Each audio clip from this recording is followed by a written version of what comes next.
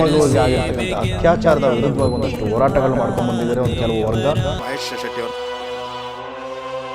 ಸೌಜನ್ಯ ಮಾವ ನಮ್ಮ ಹತ್ರ ಕೇಳಲಿ ಕೊಡ್ತೇವೆ ನಾವು.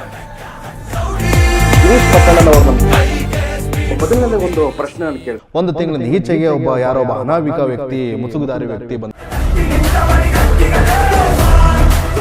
ನೂರಾರು ಶವಗಳನ್ನ ಊತಿಟ್ಟಿರ್ತಕ್ಕಂಥ ಒಂದು ಪ್ರಕ್ರಿಯೆ ನಡೀತಿದೆ.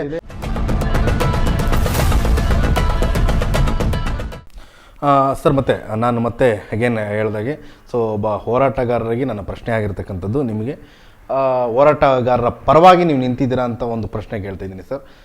ಈಗಾಗಲೇ ನಿಮಗೆ ತಿಳಿದಿರೋದ ಹಾಗೆ ಒಂದು ರಾಜ್ಯದಲ್ಲಿ ಕಳೆದ ಒಂದು 3-4 ತಿಂಗಳಿಂದ ಒಂದಷ್ಟು ಸೆನ್ಸೇಷನಲ್ ನ್ಯೂಸ್ ಓಡ್ತಾ ಇದೆ. ಧರ್ಮಸ್ಥಳ ಹತ್ಯಾಕಾಂಡ ಪ್ರಕರಣಕ್ಕೆ ಸಂಬಂಧಿಸಿದಂತೆ ಹಾಗೂ ಕಳೆದ 13 ವರ್ಷಗಳ ಹಿಂದೆ ಏನೊಂದು ಸೌಜನ್ಯ ಅನ್ನೋ ಒಂದು ಹೆಣ್ಮಗುವಿಗೆ ಆಗಿರ್ತಕ್ಕಂಥ ಅತ್ಯಾಚಾರದ ವಿರುದ್ಧವಾಗಿ ಒಂದಷ್ಟು ಹೋರಾಟಗಳು ಮಾಡ್ಕೊಂಡು ಬಂದಿದ್ದಾರೆ ಒಂದು ಕೆಲವು ವರ್ಗ.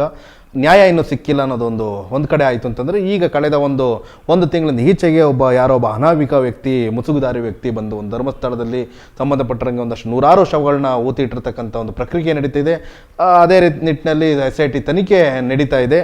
ಇದರ ವಿಚಾರವಾಗಿ ಒಂದಷ್ಟು ಸದನದಲ್ಲೂ ಕೂಡ ಒಂದಷ್ಟು ಕೋಲಾಹಲ ಅಂತ ಎದ್ದೇಳ್ತೇನೆ ಅಂತ ಹೇಳ್ಬೋದು. ಒಂದು ವರ್ಗ 2 ವರ್ಗಗಳಾಗಿ ಇದಾಗಿದೆ. ಒಂದಷ್ಟು ಪತ್ರಕರ್ತರುಗಳ ಮೇಲೆ ಹಲ್ಲೆ ಆಯಿತು ಮೊನ್ನೆ. ಇದರದ್ದು ವಿಚಾರವಾಗಿ, ಯಾಕೆಂದರೆ ನಿಮಗೆ ಗೊತ್ತೇ ಇದೆ ಈ ವಿಚಾರವಾಗಿ, ಏನು ಹೇಳ್ತೀರಾ ಸರ್?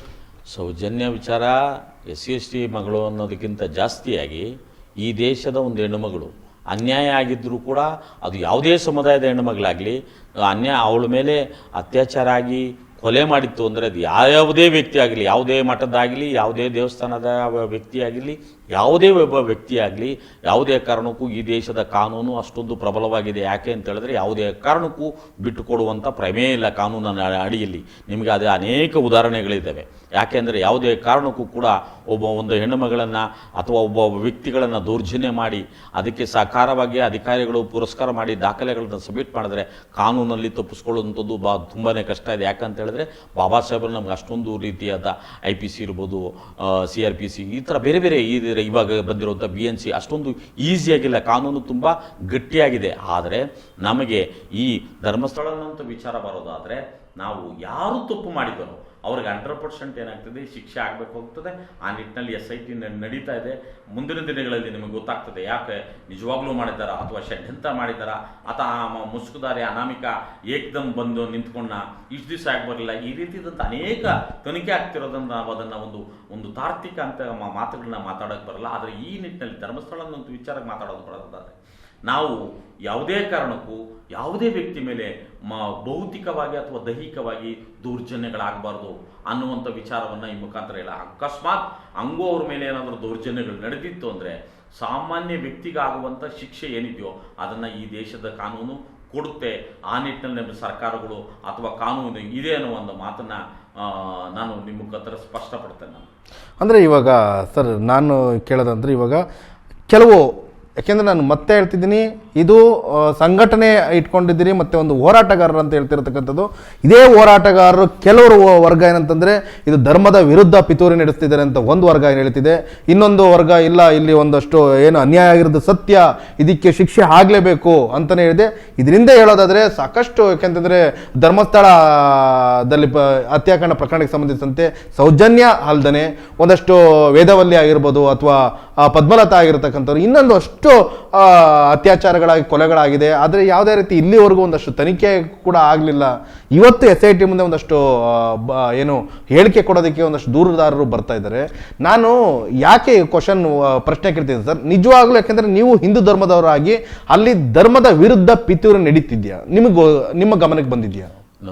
ನಾನು ಧರ್ಮದ ಬಗ್ಗೆ, ಇನ್ನೊಂದು ದೇವಸ್ಥಾನದ ಬಗ್ಗೆ, ಇನ್ನೊಂದ್ರ ಬಗ್ಗೆ ಮಾತಾಡತ್ತಲ್ಲ, ಆ ಥರ ಮಾತಾಡೋದಾದರೆ ಬೋಧ್ಗಯ ನಾವೇನು ಸಂಸ್ಥಾನ ಒಂದು ಮಂದಿರ ಇದೆ ಬುದ್ಧದ ಹುಟ್ಟಿರುವಂಥ ಜಾಗದಲ್ಲಿ ಅಂತ ಬುದ್ಧಗಯ ಇದನ್ನು ಮಠವನ್ನು ಯಾರು ವಹಿಸ್ಕೊಂಡು ಮಾಡ್ತಾ ಇದ್ದಾರೆ?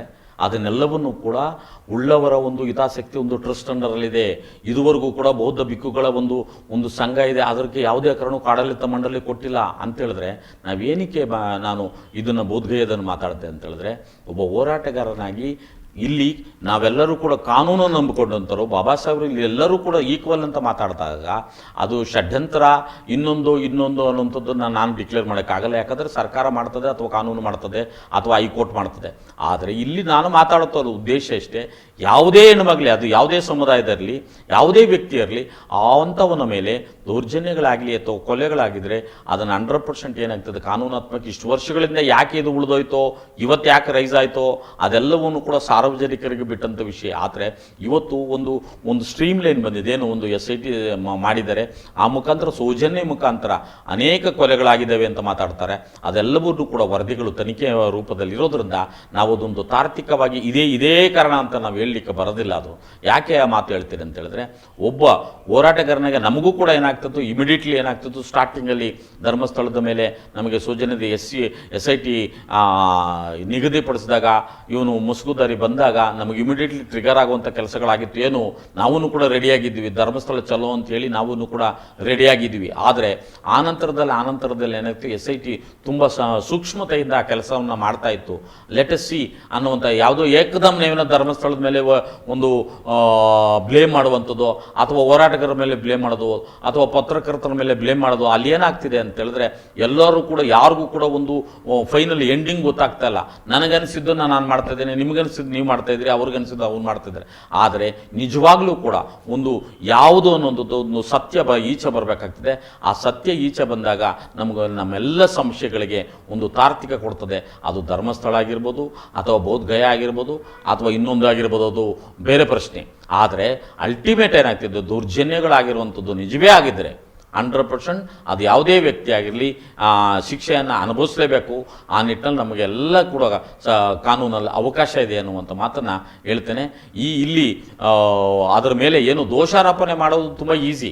ಆದರೆ ಒಬ್ಬ ಹೋರಾಟಗಾರನಾಗಿ ದೋಷಾರೋಪ ಮಾಡೋದಕ್ಕಿಂತ ಜಾಸ್ತಿಯಾಗಿ ನಾವು ಕಾನೂನಿಗೆ ಗೌರವ ಕೊಡುವಂಥ ಕೆಲಸವನ್ನು ಕಾನೂನು ತನ್ನ ಕೆಲಸವನ್ನು ತಾನು ಮಾಡ್ತಾ ಇದೆ ಅನ್ನುವಂಥ ಆಶಯವನ್ನು ನನಗೆ ಇದೆ ಅನ್ನುವಂಥ ಮಾತಕ್ಕೆ ಕಾನೂನಿಗೆ ಈ ಮೂಲಕ ನಾವು ಗೌರವ ಕೊಡುವಂಥ ಕೆಲಸವನ್ನು ಮಾಡ್ತೇನೆ ನಾನು.